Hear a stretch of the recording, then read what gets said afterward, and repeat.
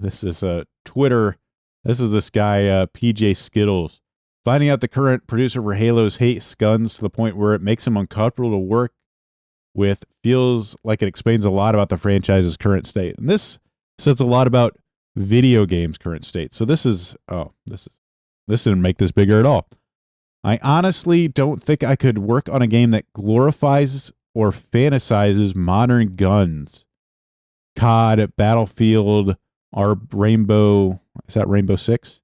I have had moments, I've struggled with Halo, but the weapons and the world is pretty sci-fi, which creates a large separation from reality. Of course, this guy has a gay flag, a trans flag, and a Palestine flag. I mean, just all the mental illnesses here shown off for you. It's, if you want to know that he's a liberal activist, yeah, he's got it on full display. So the guy makes Halo. Is afraid of game. He's uncomfortable with a game that glorifies or fantasizes modern guns. Now, this is why video games are not doing too well. The game's literally about violence. I'm shooting people with guns, and he's afraid of that. He struggles with that. That's amazing. Though I thought was actually really cool is somebody posted in the replies. So meanwhile, Bungie's a weapon designer for the Halo games, and this is from like an art book where he's talking about it. Part of the process of designing new weapons for use in the game is research. There are volumes of material printed concerning firearms and their function, but nothing beats practical experience. Definitely the highlight of working on Halo 2 was the trip we took to South Carolina. Artist Ropt Lee says, is that supposed to be Rob? I don't know. Never heard of Ropt as a name. We got to hang out with several members of the U.S. Special Forces. They demonstrated weapon handling and tactical movement. It was really fun, and they are great guys. And the best part was near the end of the day, I got a chance to fire a fully automatic sound suppressed Heckler and Koch. I'm probably going to, it's an H and K. I don't know how to pronounce the whole name. Sorry, gun guys. MP5SD. But the weird thing was I didn't want to bullet hose a thing. Lieutenant Colonel Mark, our host, told me my shooting was, and I quote, awesome, very good shooting. That was great, just the highest praise. So this is like just a guy that's having fun doing research, enjoying shooting guns as part of like his research to make the guns more realistic in Halo. This is like the old style.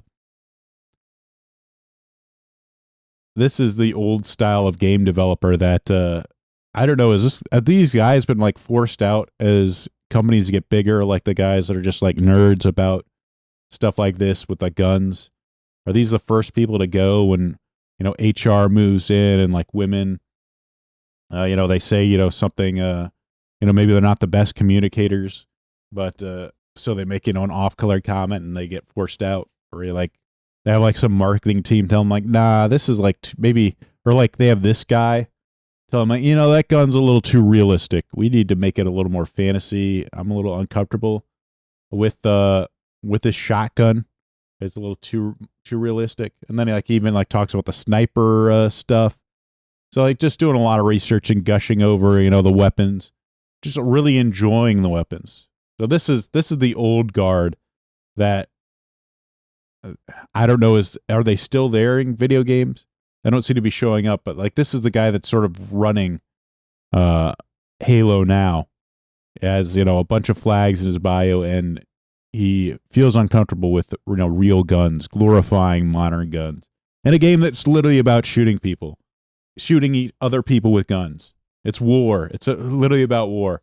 And this is the guy that's you chose to head your studio. Why wouldn't a CEO look at this and say wait, this is the guy we put in charge of Halo? We need to get him out. This isn't a red flag to anybody. This is what's happening to corporations now in video games. All the sweet babies in the world, you remove all of them, and you're still not going to change this. If this guy's still the head of Halo, you've got issues. Things aren't going to get better.